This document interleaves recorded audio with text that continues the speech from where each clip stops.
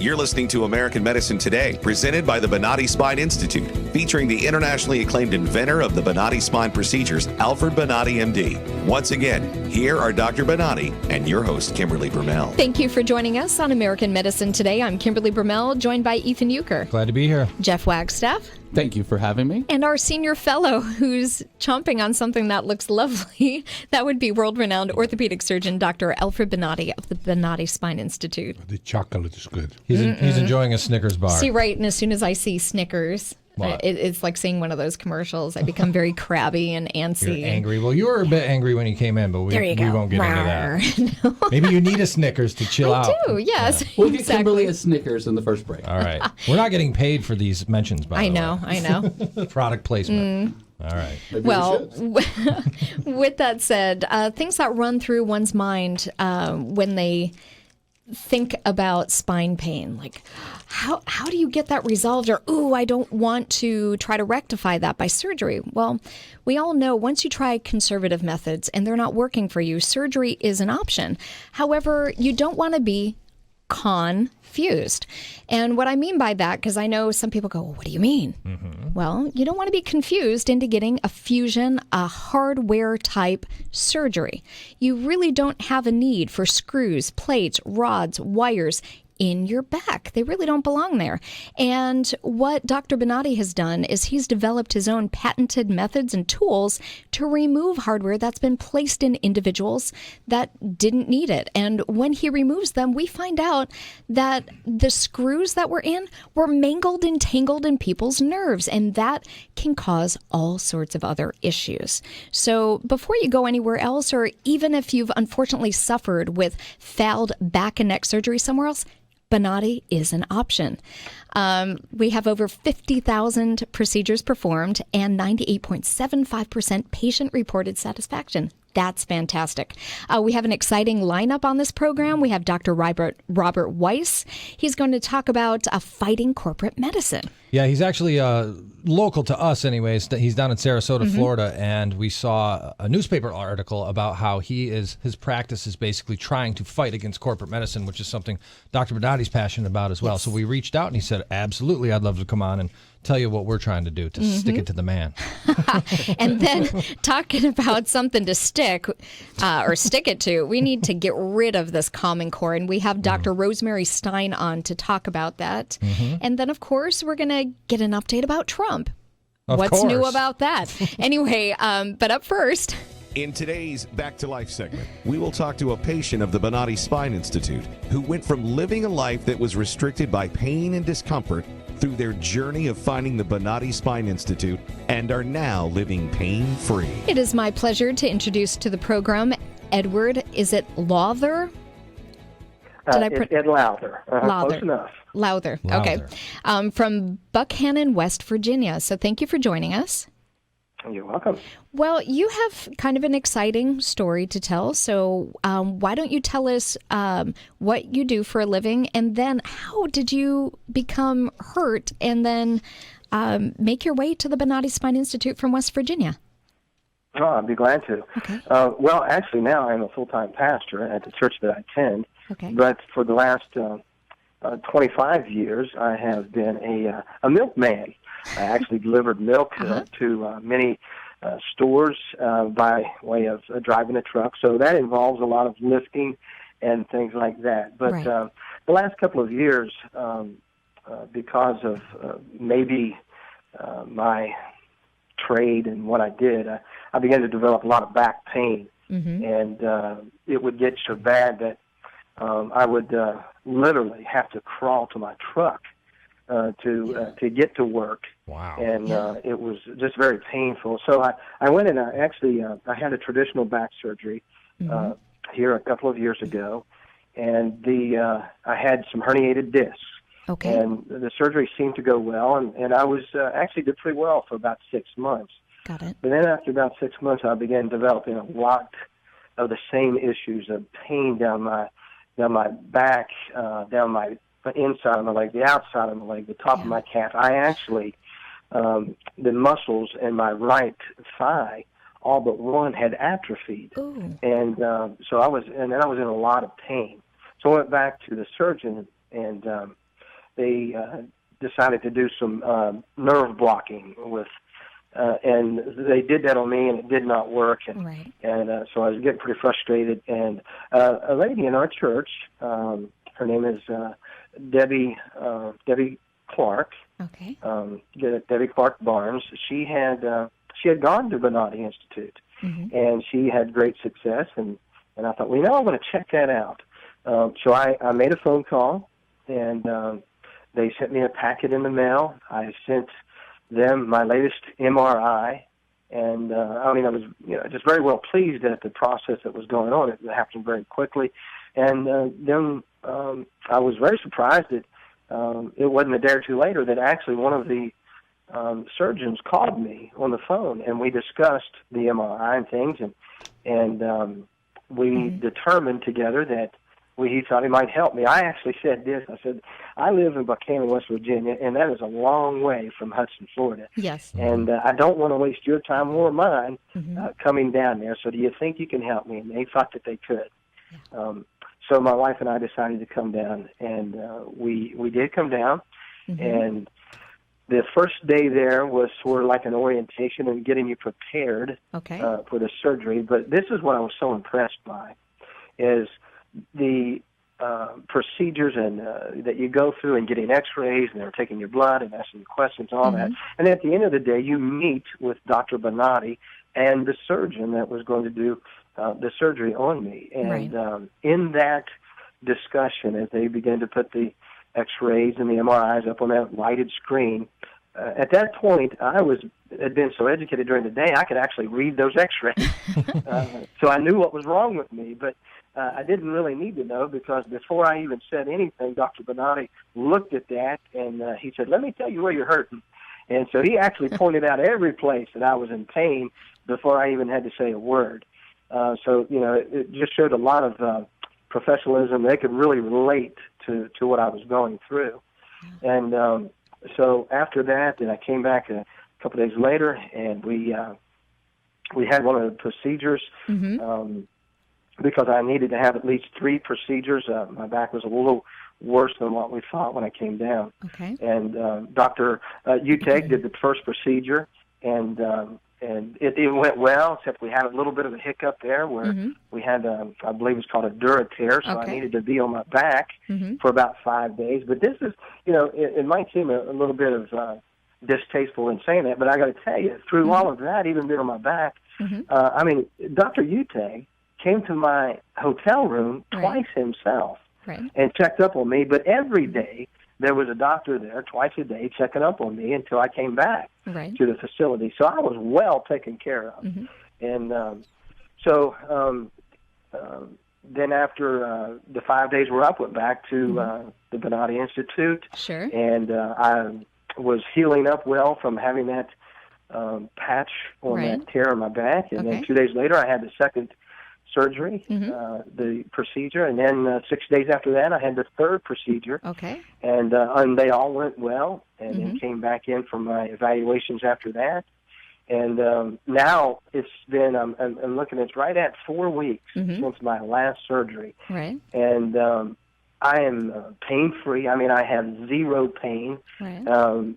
And before, I couldn't even, I was living on painkillers. If I stood up, I was bent over, and but I had to have painkillers in me to do that. Sure. And so I was miserable. I mean, I was miserable.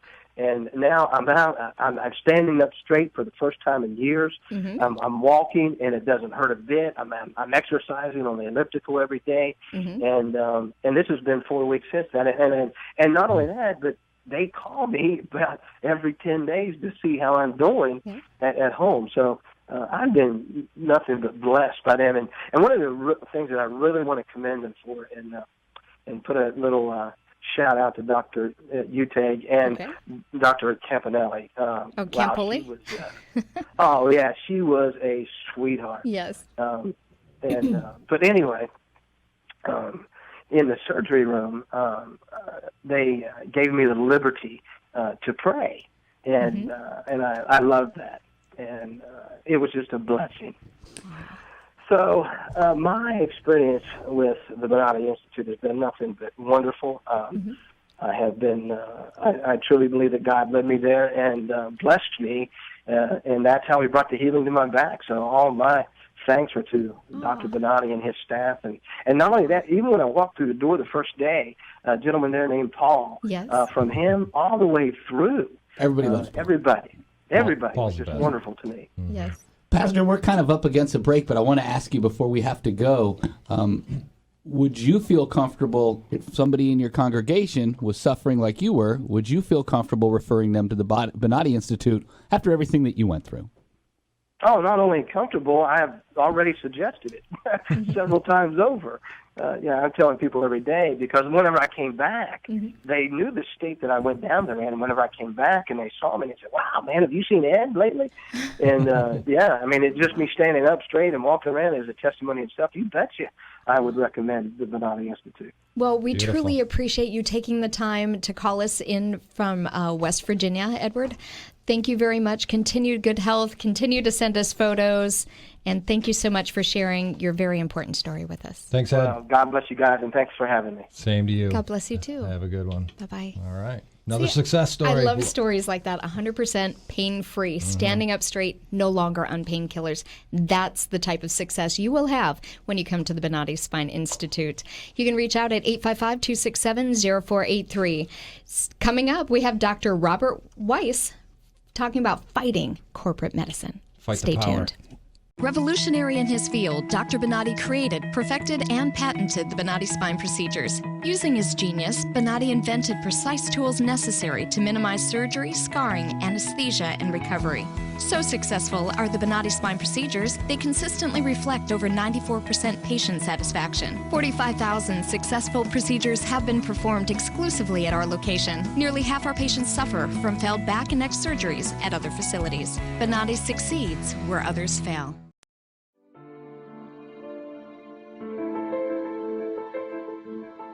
This is the first time that I am pain-free after 18 years, and it's just wonderful. I love it. Phenomenal results, no pain whatsoever. My pain is virtually gone. Nothing short of a miracle. Those surgeries gave me my life back. Already, I feel like a new person. I'm going home new. I can chase my grandbaby now, I can garden, I can cook, and I'm really thrilled. The outcome has been remarkable. I feel 100% better. It's like a miracle. It was phenomenal. It literally did change my life. I was in a wheelchair at that time, and I left here walking. Every single pain that I had when I came here is gone. I'm ready to go home and feel great. This place is great. Thank you. Everything that they said they would do, they have done, and I'm very, very satisfied and happy with those results. I knew in surgery, in fact, I told the surgeon when he relieved the pain off the nerve. The pain is gone. I'm feeling wonderful. I have no pain. I feel better than I felt in 4 years from the surgery. It was almost immediate relief. Today I am totally pain-free, which is just amazing. It's fantastic. It definitely works. I mean, I really don't know what else to tell you. I'm happy.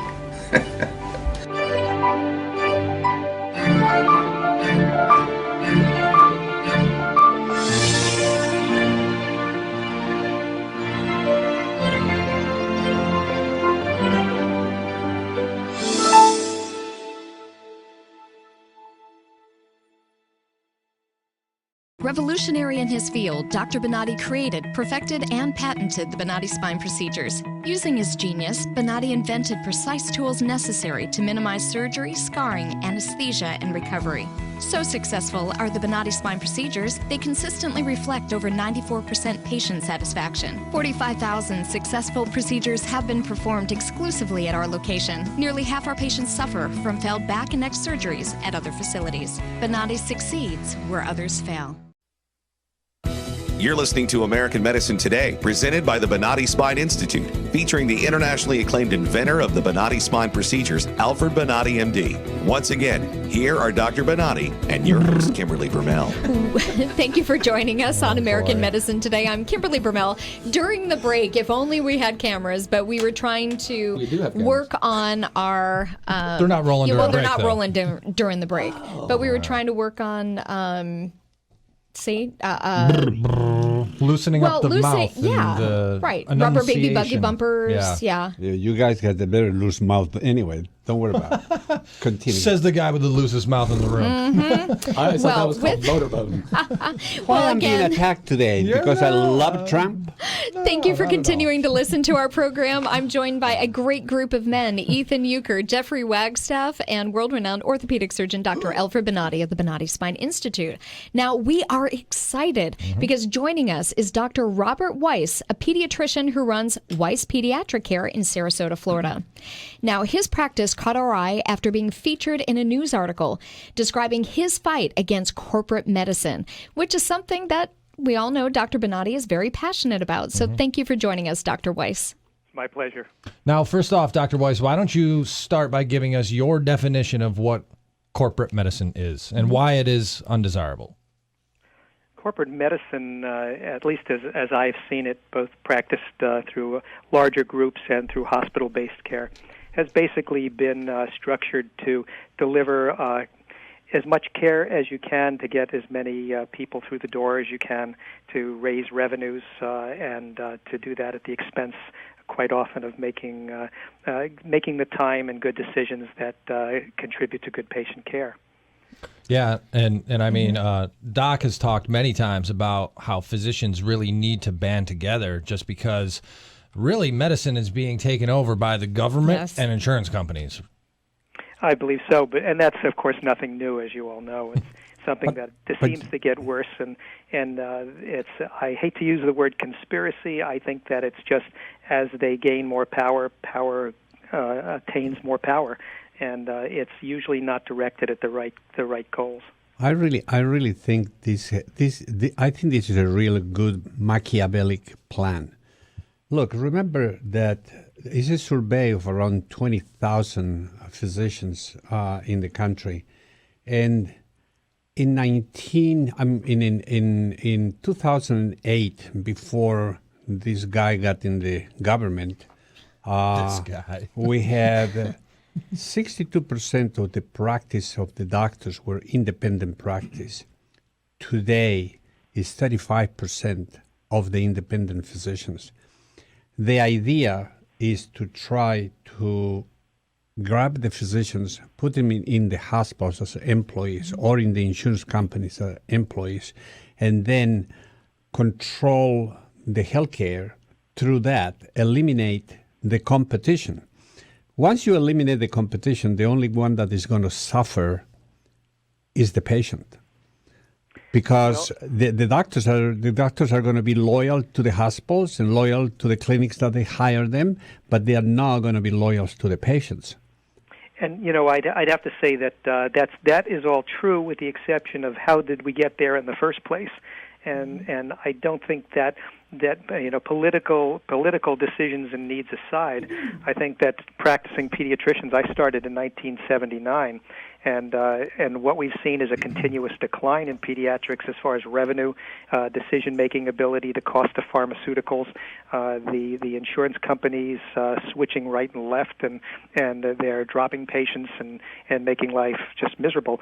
And what I was faced with was continuing a system that was driven by revenue, driven by funding, such that in, unfortunately, the state of Florida, you're quite aware, I'm sure, that so many things are not reimbursed, such as developmental behavioral assessments, things that are critical in understanding what families and children need.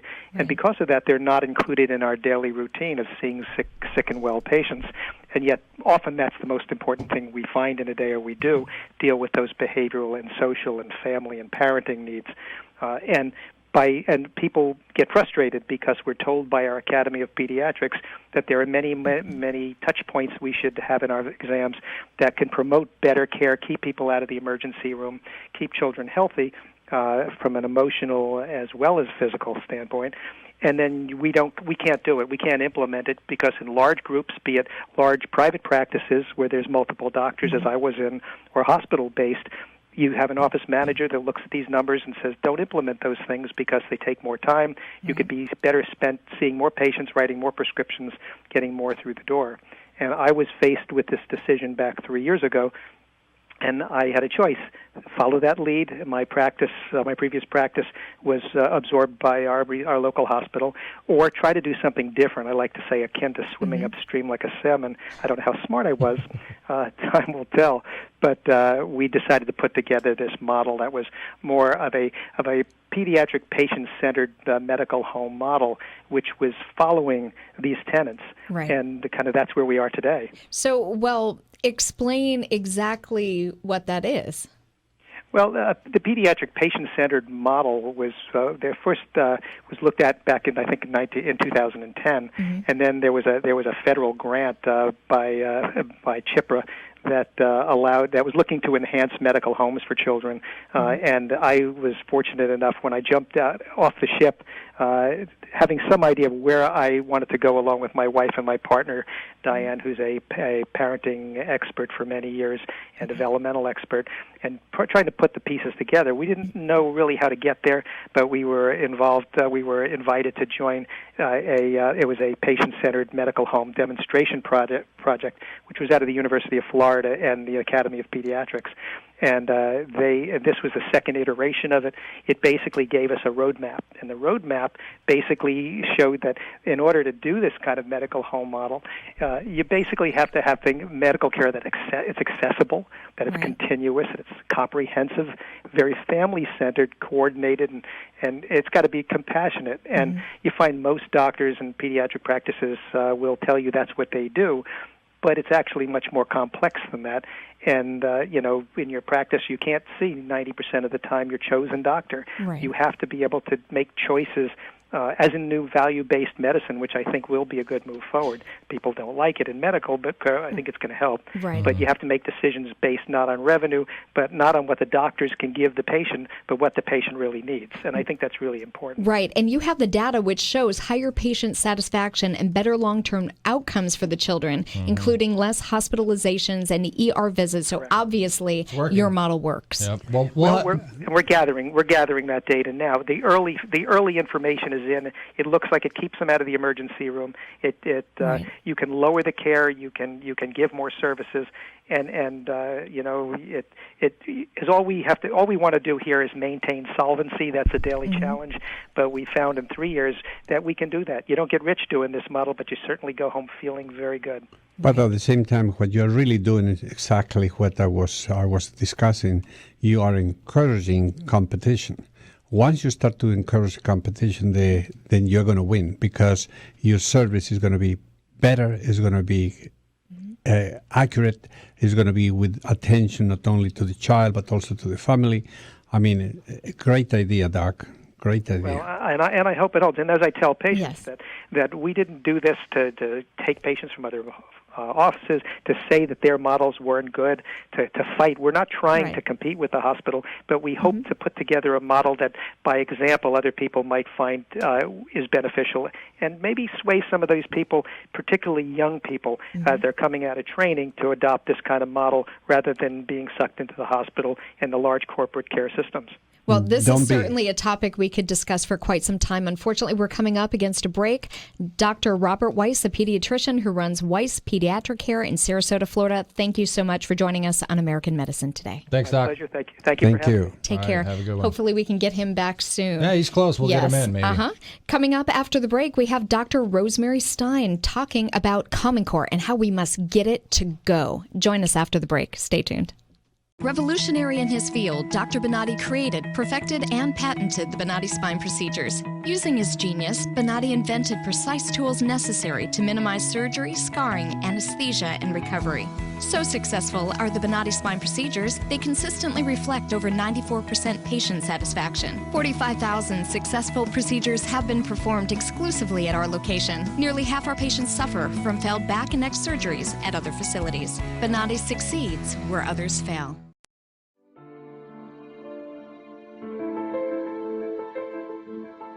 This is the first time that I am pain-free after 18 years. And it's just wonderful. I love it. Phenomenal results. No pain whatsoever. My pain is virtually gone. Nothing short of a miracle. Those surgeries gave me my life back. Already, I feel like a new person. I'm going home new. I can chase my grandbaby now, I can garden, I can cook, and I'm really thrilled. The outcome has been remarkable. I feel 100% better. It's like a miracle. It was phenomenal. It literally did change my life. I was in a wheelchair at that time, and I left here walking. Every single pain that I had when I came here is gone. I'm ready to go home and feel great. This place is great. Thank you. Everything that they said they would do, they have done, and I'm very, very satisfied and happy with those results. I knew in surgery, in fact, I told the surgeon when he relieved the pain off the nerve. The pain is gone. I'm feeling wonderful. I have no pain. I feel better than I felt in 4 years from the surgery. It was almost immediate relief. Today I am totally pain-free, which is just amazing. It's fantastic. It definitely works. I mean, I really don't know what else to tell you. I'm happy.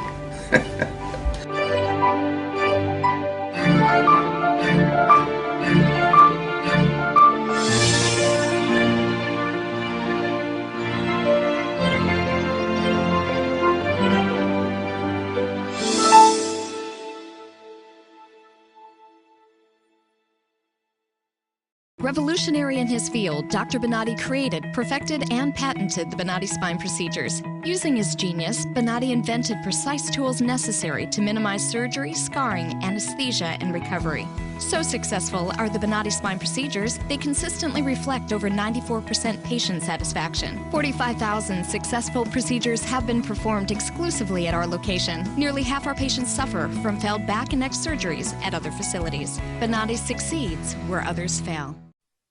You're listening to American Medicine Today, presented by the Bonati Spine Institute, featuring the internationally acclaimed inventor of the Bonati spine procedures, Alfred Bonati, MD. Once again, here are Dr. Bonati and your host, Kimberly Brumell. Thank you for listening to American Medicine Today. I'm Kimberly Brumell, joined by Ethan Euchre. Happy to be here. Jeff Wagstaff. Howdy, howdy. And world-renowned orthopedic surgeon, Dr. Alfred Bonati of the Bonati Spine Institute. Thank you.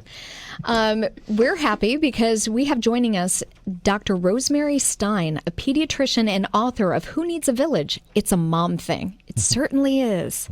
She is also running for the North Carolina Superintendent of Public Instruction, and she's here to discuss how the Common Core program is ruining our education system. I tend to agree, and I think this room is filled with people that agree with you. Thank you for joining us, Dr. Stein.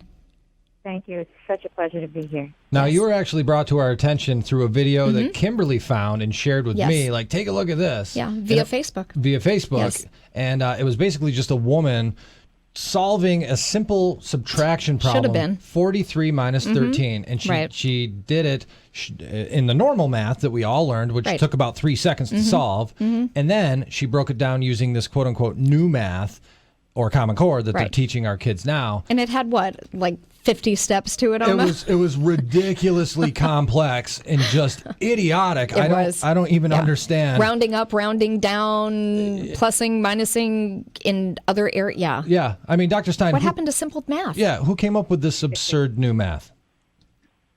Well, I don't have the answer for everybody who came up with it. I believe that it was meant to be, and I can tell you who the authors of Common Core, Gary Coleman and David Coleman was one of the fellows. But did he come up with this particular math, addition and subtraction ways of doing it? I'm not sure, but I think it was meant to perhaps make children analyze numbers, because that's what I'm hearing a lot about. That they're supposed to understand numbers. Versus just knowing their simple additions, subtractions, and all of that. And as we know, children are extremely concrete. And that was the reason that I was so concerned about the Common Core curriculum and standards to start with, and then the curriculum, because it doesn't follow the age-appropriate learning development of a child. Correct. The thing I don't like about it, and I have a 6-year-old who's in first grade, and fortunately her school doesn't teach Common Core, thank God. But when I see videos like this, and I've seen other parents that have their children in an education system where they push this, and they're telling them that 2 + 2 = 4, and they're putting 4 down, and they tell them no, and they mark down their grade, and they tell them they're incorrect. Because they didn't that is do wrong. the Common Core way of arriving at that Right. answer. You should never tell a child that's getting the correct answer they are wrong. Now, you want to teach them a different way of thinking. Well, we all know how to round up, round down. This whole approach is completely absurd. Why would... Go ahead. And what's important about it is that it just doesn't make sense to teach them that way because of their age and the way that they're able to understand. You know, if you're going to have the child understand the numbers, you're going to. This is not an age-appropriate way, nor age, to have them do this kind of math. It's more they're trying to make the child analyze, but they're not capable. You have a 6-year-old, and they misbehave at times. Have you ever seen the look on your child's face when you ask them, why did you do that wrong? Yeah. They're concrete. It's like, what? Why are you asking me that? You're asking me to analyze my actions. I'm not capable of doing that. And it's the same thing that happens with this kind of math. But they're not capable of analyzing, so that we have to teach them how to do the answer. And the only way they can arrive at the answer the way the teacher wants is for them to memorize those steps. Doctor, also, I think it's absurd because the service of math is to obtain certain results as fast as possible, to obtain certain goals as fast as possible. And if you do this type of garbage, the only thing that you do is to delay everything and probably confuse that mind. And then later on, when you need to use a critical type of an approach to a result, you're lost. You're absolutely right, and I call those windows of opportunity. So in the development of the child, you have certain ages that if you hit the right stages and you're learning that, and for example, language is that way. If you learn a language, my first language is Spanish, but you wouldn't know that just hearing me speak. But if you teach a language to a child within the first 10 years of life, especially between the ages of 5, 10, and 12, maybe, that child will absorb that language. Well, the same thing happens in math. And for the child to understand math facts, it's really between 6 and 9 that child really starts knowing math facts. I mean, where you say 5 times 7 is 35, and there's no guessing game in it. You just know it. But why? That's ludicrous to the child. It's just, I know that. And so you miss those stages of development, and you will never get that back. You will never get that fluidity that should have happened at the right stage. But what if somebody has something as simple as dyslexia? Then you compound their problem. And that's what I'm seeing happening all the time in our reading, because we're doing sight reading. And so when you do sight reading, so I'm gonna skip from the math to reading, because reading is so essential. That's how you acquire knowledge. Sure. And so we in Common Core utilizes more sight words, and people will argue about that, whether they do or not. But this has been my absolute experience. But Common Core teaches reading mostly through sight words. But what happens? Explain what that, Dr. Stein. Explain what that means. Sight words. Oh, okay. So sight words are the words that you flash the word at the child, and the child immediately knows. You know, when a 3-year-old is passing by McDonald's and they point at it and they say McDonald's, and you're like, oh my goodness, he knows how to read. Well, what he is he's identifying. He's almost like reading a picture, and so he knows that conglomeration of whatever that is adds up to McDonald's. But we're doing that with all of our words. Right. So it doesn't matter if you read it right to left or left to right. It's just one word. So, but black and block is very similar. So you don't really know whether it's black or block until you're told whether it's wrong or if it's out of context. And that's how we're teaching children to read. But because of that, the word itself may be read from right to left instead of reading from left to right. And so we're really messing the kids' reading and whether they have the tendency towards dyslexia by doing these sight words. Now, I'm sorry, Jeff, go ahead. Dr. Stein, one thing that I've noticed is that politicians and people in the news, everybody wants to focus on Common Core. But I see here in the prep information that you really have, excuse me, you really have two objectives if you become the superintendent in North Carolina. And the other one, to me, is even more important than talking about Common Core. And that's getting parents engaged in education. To me, it's almost scary that we're having a conversation that parents aren't engaged. By the mere definition of parent, helping a child to become educated is their primary responsibility. I just don't understand how parents can send their kids to school and then that's it. Well, and I think a lot of it, we as a society have a lot to blame. I'm a doctor over 5,000 patients. My husband and I own the practice. We have 4 other doctors, but we feel that these are our patients. But because of that, we have this a lot of experience seeing that parents feel that that the child is not their main responsibility. The responsibility of the child doesn't fall mostly on them anymore. It's not that all of these parents are stepping back and saying, well, it's not my responsibility. But, more and more lunch programs, breakfast programs, after-school programs, oh, don't worry about it. And then this math that the parent can't explain to the child. And more what we're teaching the parents is, don't worry about it, we will take care of it.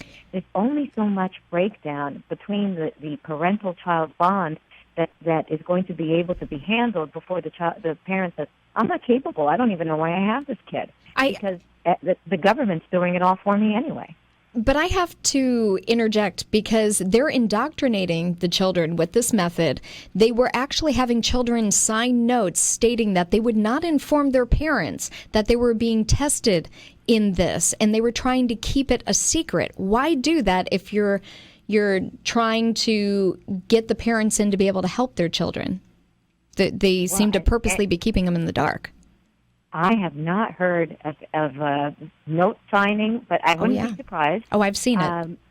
Yeah, wow. Yeah. That's a scary thing itself. But like I said, most of the parents that I see, once I identify to them that the buck stops here. I have a 16-year-old. Right. I know where the last responsibility lies with my 16-year-old. And Ms. Kimberly, you understand with your 6-year-old where the buck is. Exactly. But many parents don't, and it's not necessarily their fault. Once I reestablish and I tell them your child will not succeed if you're not on top of his ability to succeed. Correct. And that's why, let me tell you real quick, because this gets me really excited, that's why charter schools work so much better than a lot of the public schools, because the difference, at least in North Carolina, is that there is a requirement for parental engagement. Yes. So you could leave the curriculum the same and do the charter school sort of program of having the parent engaged, and the child will do better just by that. There are so many studies that I can prove. There's a whole bunch of Harvard studies that show when the parents engage, and if 2 parents, the best. Yes. If 1 parent, that's good. And we just have to get back on messaging that to parents. Engage in the education, but also in the outcome of your child. And don't focus just on the grade. It's the outcome that's the most important thing. Absolutely, and that's why we have ours in a Montessori school. Thank you very much for joining us, Dr. Rosemary Stein, a pediatrician and author of Who Needs a Village? It's a Mom Thing. Yes, it is, and thank you so much for joining us on the show. Thank you so much. It was a pleasure. Take care. Have a good one. Yeah. Yep. I wouldn't know. Great. In fact, when you wanted to talk about this, I'm like, Yeah. I don't have a dog in this fight because I don't have any kids, so I don't care about Common Core. But I've seen what happens with Common What Core. about and your nephew or That's niece? true. Yeah, And it's going to it's affect just- them. It's a terrible program. It's the dumbing down of America, and we won't have it here on American Medicine Today. Make sure you stay tuned, because coming up after the break, we're going to talk Trump. Revolutionary in his field, Dr. Bonatti created, perfected, and patented the Bonatti spine procedures. Using his genius, Bonatti invented precise tools necessary to minimize surgery, scarring, anesthesia, and recovery. So successful are the Bonatti spine procedures, they consistently reflect over 94% patient satisfaction. 45,000 successful procedures have been performed exclusively at our location. Nearly half our patients suffer from failed back and neck surgeries at other facilities. Bonatti succeeds where others fail.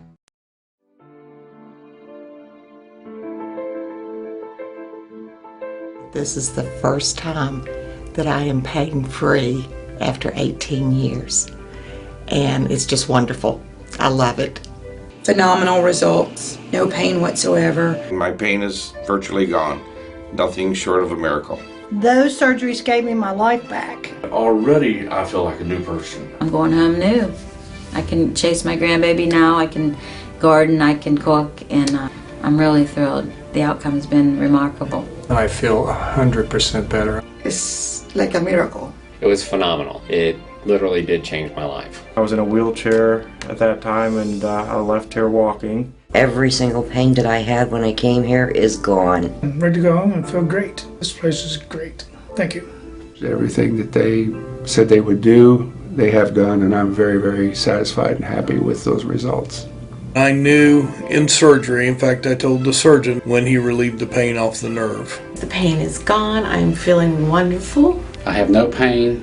I feel better than I felt in 4 years from the surgery. It was almost immediate relief. Today I am totally pain-free, which is just amazing. It's fantastic. It definitely works. I mean, I really don't know what else to tell you. I'm happy.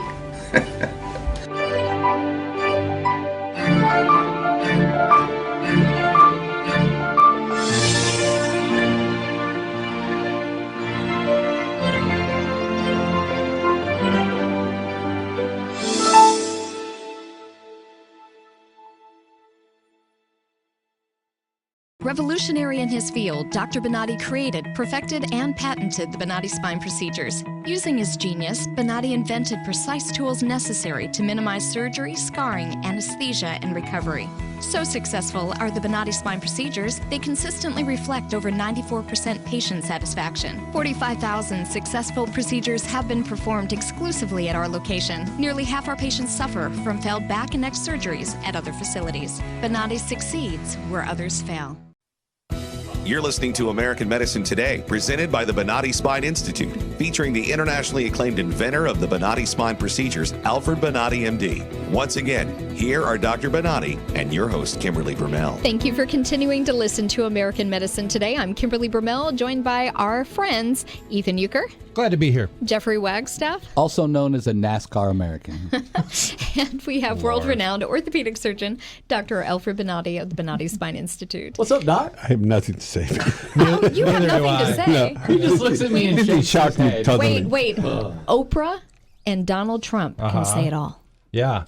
Well, I mean, as a quick setup, Doc wanted to talk about Trump here. Right. And, you know, a lot of critics to Trump have often said that he has flip-flopped through the years with his, whether he's a Democrat, Sure. you know, 1 year he's a Republican, then he's an independent, then he's a Democrat again. Right. He supports Hillary, this and that. So Doc found this interview that Trump did on Oprah back in 1988. If you remember, way back then, Yes. it was an election year, and ended up being the candidates were George Bush Sr., Herbert Walker, Yes. and Michael Dukakis. Yeah, I remember that. So I believe this was from April of 1988, and you'll see just from what Trump says that he's clearly not a liberal Democrat. Okay, first clip we have three of them. Oprah asks Trump, "You've criticized U.S. foreign policy. What would you do differently?" This is what he had to say. I'd make our allies, forgetting about the enemies you can't talk to so easily, I'd make our allies pay their fair share. We're a debtor nation. Something's going to happen over the next number of years with this country, because you can't keep going on losing $200 billion, and yet we let Japan come in and dump everything right into our markets and everything. It's not free trade. If you ever go to Japan right now and try to sell something, forget about it, Oprah. Just forget about it. It's almost impossible. They don't have laws against it. They just make it impossible. They come over here, they sell their cars, their VCRs, they knock the hell out of our companies. And hey, I have tremendous respect for the Japanese people. I mean, you can respect somebody that's beating the hell out of you, but they are beating the hell out of this country. Kuwait, they live like kings. The poorest person in Kuwait, they live like kings. And yet they're not paying. We make it possible for them to sell their oil. Why aren't they paying us 25% of what they're making? It's a joke. Certainly is. There you go. And obviously, we all remember back to the 80s when it was just an invasion of Japanese technology with the TVs and the camcorders and their cars and all of that. So, well, what is really amazing is that this transported him from the 1980s to the 2016. Right. He repeats the same statements. Right.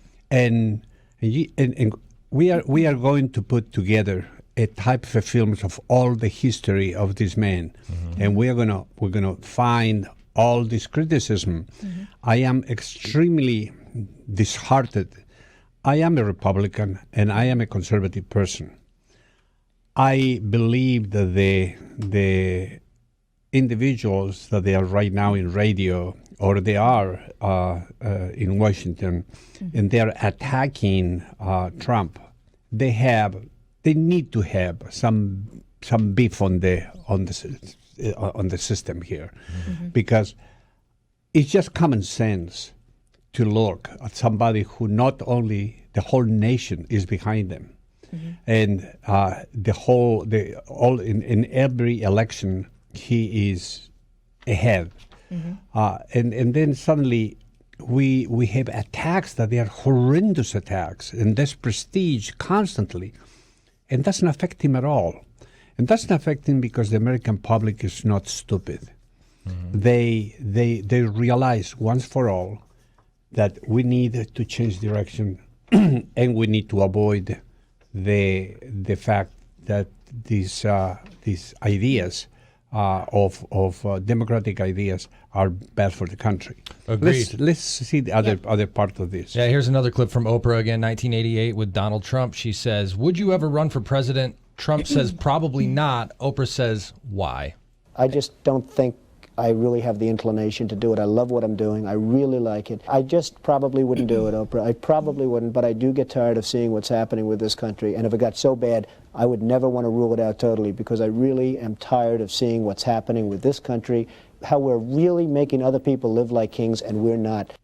And a follow-up to that, she says, if you did run, however, do you think you would win? Well, I don't know. I think I'd win. I tell you what, I wouldn't go in to lose. I've never gone in to lose in my life. And if I did decide to do it, I think I'd be inclined. I would say that I would have a hell of a chance of winning, because I think people, I don't know how your audience feels, but I think people are tired of seeing the United States ripped off. And I can't promise you everything, but I can tell you one thing. This country would make one hell of a lot of money from those people that for 25 years have taken advantage. It wouldn't be the way it's been, believe me. Now, does that sound like the rhetoric of a liberal, democratic, socialist candidate that people have tried to say that he was in the past? This was from 1988. Polar and he opposite. Had the same ideas. Yes. Yeah. Absolutely. The prestige is outrageous, and they need to start to be very careful, because they can hurt the nation. Yes. If any one of these individuals that they are in the GOP, they feel they feel the hit, because what is going to happen once he becomes a president? They are going to be responsible, and these people are not responsible for years. In the last 20 years, is an individual that is constantly in a situation that correct things, create wealth, create organization, has a schedule for things. So the Congress is going to be suffering a lot of blunt punch, and they're going to need to be responsible. You know what I do think is funny, though, from referring back to the first clip that we played when Trump was talking about foreign policy and basically levying big taxes against these other countries that come bring in all of their products and basically displace American-made products is kind of what he's getting at. If he had said that, which he basically says now, he gets called a racist. Like, what do you have against the Japanese? You know what I mean? So anytime he speaks against a different culture or a different... He's bigoted against other countries that take advantage of ours. Yes, he is. And you know what? Yes, am I. And I think everyone else in America too. Exactly. But it's about time that the country start to wake up. Yes. Well, Dr. Bonatti, as the political process begins to play out, you've spoken about Donald Trump. Are you at a point where you feel like you're ready to get behind any one candidate, or do you still want to see the process play out? No, absolutely not. It's no candidate for me. For me, it's the solution. The solution for the country.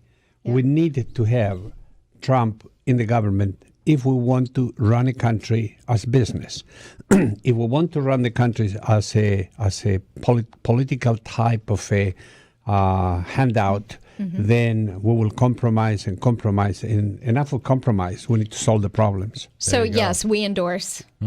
We endorse. You guys are officially going on the record. Yep. Trump endorsers. Trump Rubio 16.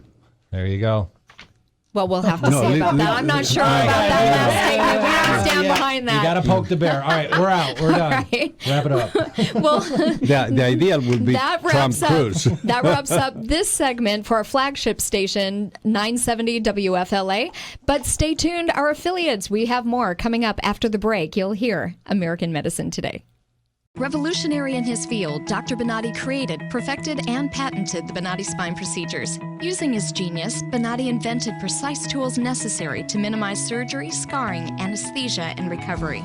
So successful are the Bonati spine procedures, they consistently reflect over 94% patient satisfaction. 45,000 successful procedures have been performed exclusively at our location. Nearly half our patients suffer from failed back and neck surgeries at other facilities. Bonati succeeds where others fail.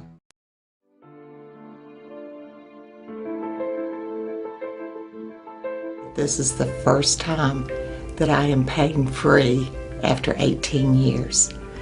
And it's just wonderful. I love it. Phenomenal results. No pain whatsoever. My pain is virtually gone. Nothing short of a miracle.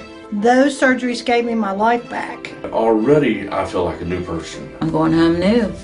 I can chase my grandbaby now. I can garden, I can cook, and I'm really thrilled. The outcome has been remarkable. I feel 100% better. It's like a miracle. It was phenomenal. It literally did change my life. I was in a wheelchair at that time, and I left here walking. Every single pain that I had when I came here is gone. I'm ready to go home and feel great. This place is great. Thank you.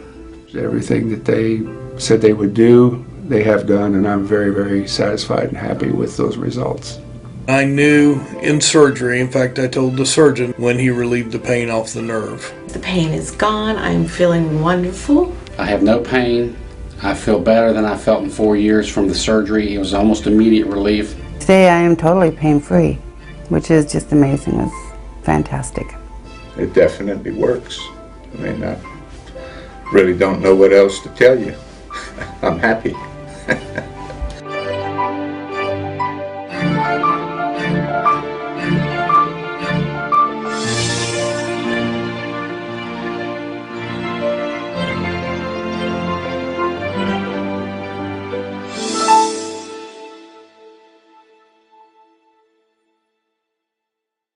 Revolutionary in his field, Dr. Bonati created, perfected, and patented the Bonati spine procedures. Using his genius, Bonati invented precise tools necessary to minimize surgery, scarring, anesthesia, and recovery.